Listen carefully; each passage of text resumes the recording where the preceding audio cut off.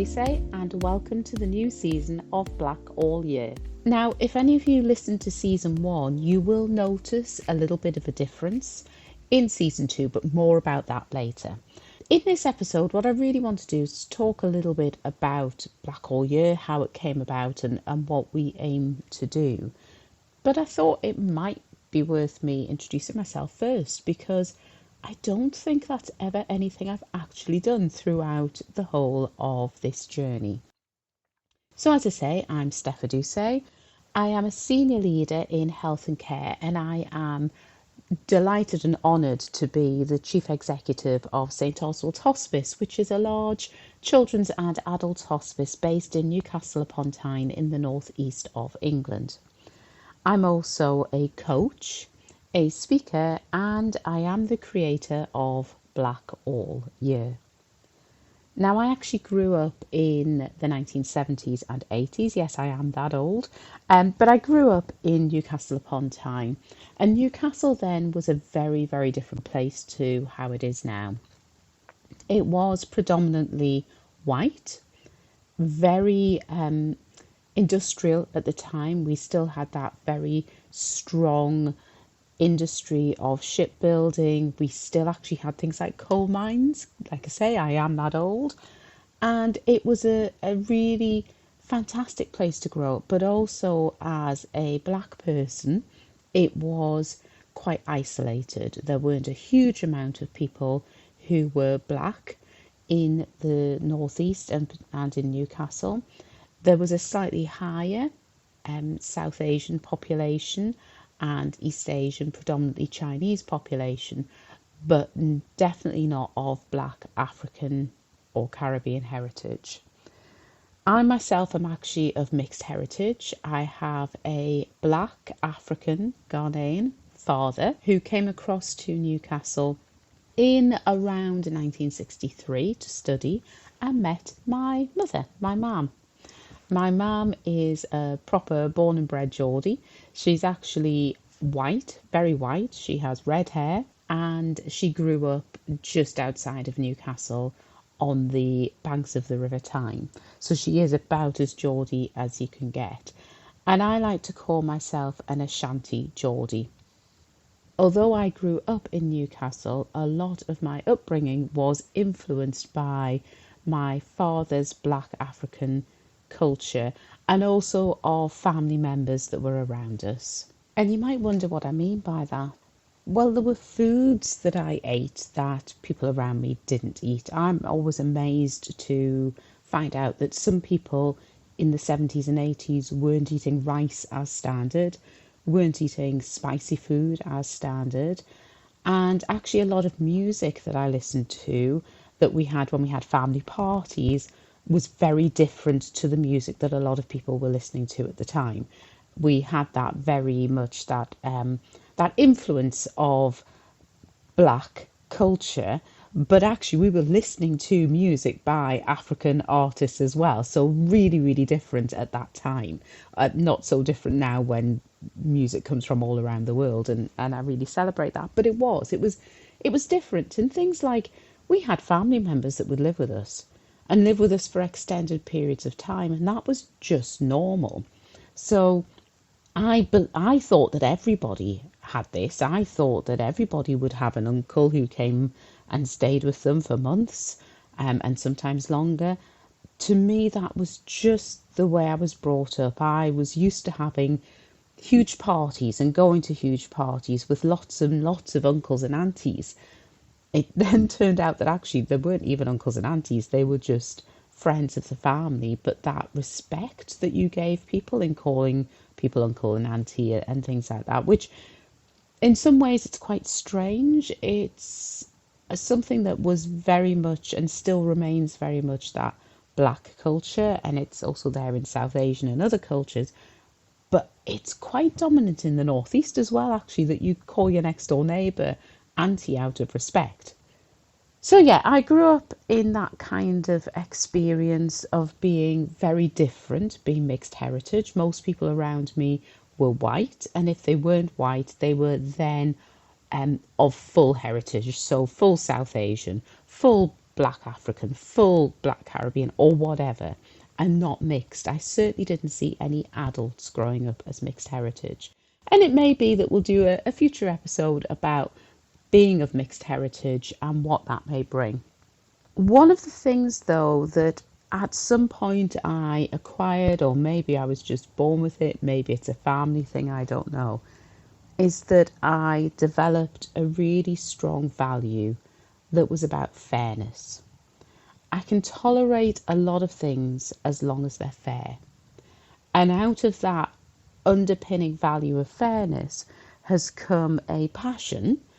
And I hate to use the word passion because everybody uses passion, don't they? But it's a passion for equity and inclusion.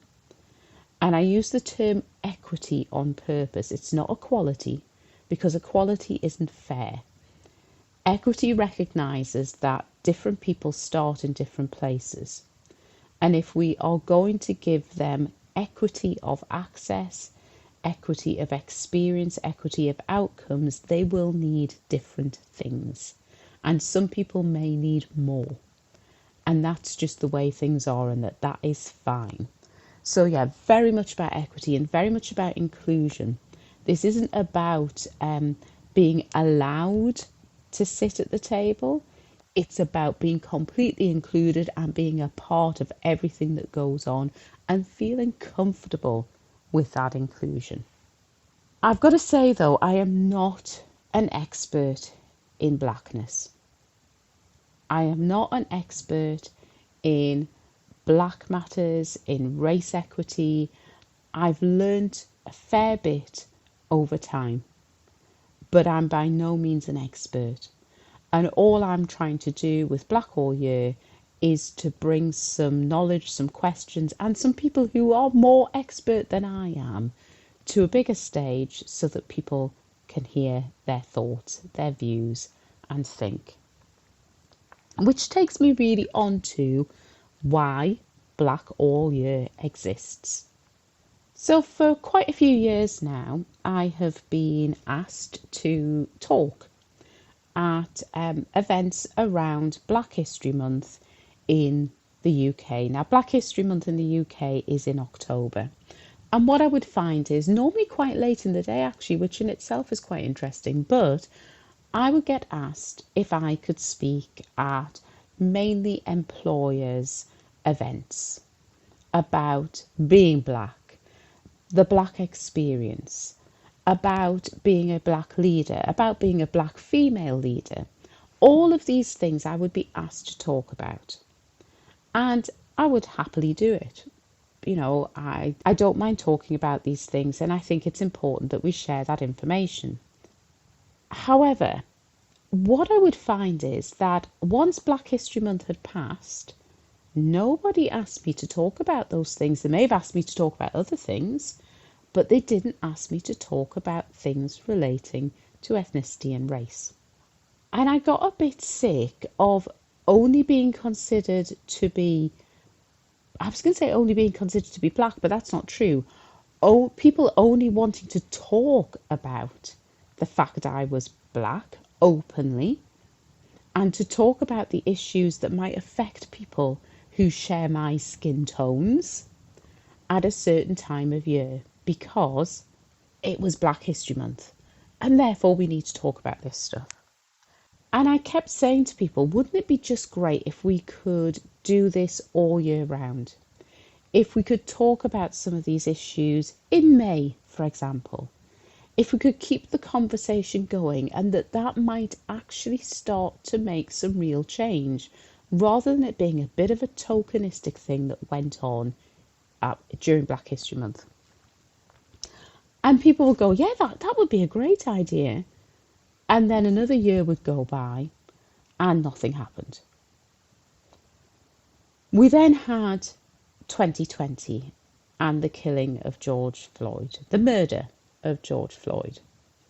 And things went crazy.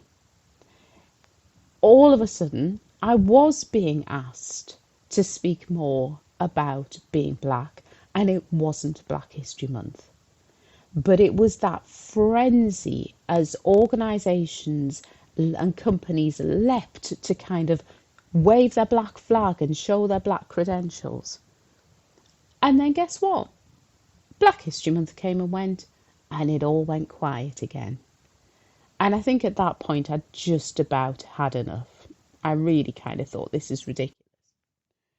So another Black History Month came around in 2021, and I thought, I've got to do something about this. Nobody's paying any attention. I have to create something. And it was a chance conversation with somebody a couple of months later that commented that with the pandemic, we had suddenly found a whole load of just 1 hour webinars that people were running, and that might be a way in which I could take Black All Year, as it became, forward. And that's exactly what I did. In April 2022, I held my first online event for Black All Year. It was an hour long, and we had a speaker, and we had a number of people who joined that webinar to learn more about inclusion with humanity. And it went really, really well. And one of the things I'd realised was, because it was online, I could record it. So if people couldn't join live, they could watch the recording. But also I had the audio. And that was when Black All Year podcast was created, because I simply took the audio from the live event and used that as a podcast. And over the next 2 years, we've had about 14 live events and a number of just for podcast episodes as well. And we've discussed a whole range of issues such as Black maternal mortality, Black men's mental health, the importance of language, as well as having interviews with the first Black Police and Crime Commissioner in the UK, with dancers, with authors. And one of the things that I'm really proud of is some of the amazing feedback that I got about how it has changed people's perceptions and how it's introduced concepts and situations that particularly white people were just not aware of. And I've also had a lot of thanks from people of colour for creating this platform, for allowing some really important and difficult at times topics to be discussed, and for using my voice to amplify theirs. And that has just been a massive honour and privilege to be able to do that. Now, this has been me, and as you heard at the beginning, I'm quite a busy woman. I do quite a few things. I'm a dance teacher as well, and a number of other things aside from that, and it was really getting to be a lot. But I couldn't drop Black All Year. It was just too important, and it was doing a job that needed to be done. So I reflected and have decided to change the format. So season 2 of Black All Year is, as I said, different to the previous season. All of those back episodes are there, so if you want to learn about any of these things and hear those conversations, and I really hope you do if you haven't already, and that you take the time to listen to them when you're on a walk or whatever, please go back and access them. But these are going to be shorter episodes, so they will be more accessible. You should be able to listen to them on a short commute or whatever. They're also going to be more frequent. I'm aiming for weekly. We may have the odd glitch in that, but I'm really hoping that I'm going to be able to maintain weekly. And at the moment, we've got some fantastic guests lined up to make sure that that happens. And podcasting is going to be the main platform. Now, that's not to say that there won't ever be any live events, because there probably will be in future. But podcast is going to be where I'm focusing my energies for now. It is the most effective way to have this discussion and for people to hear. I am always willing and happy, and in fact, I would encourage you to give me feedback. I encourage you to contact me and let me know what you want to hear discussed, what you want to know more about. If you would like to be a guest, I'm really keen to hear from you too. But this is Black All Year, and that is me, Steph Edusei. I'm really looking forward to the new season and to sharing with you. Please remember to subscribe, to rate and to review this podcast, because it'll make sure that you get access to it as quickly as possible, but it also helps others to find the content too. And that's what this is all about.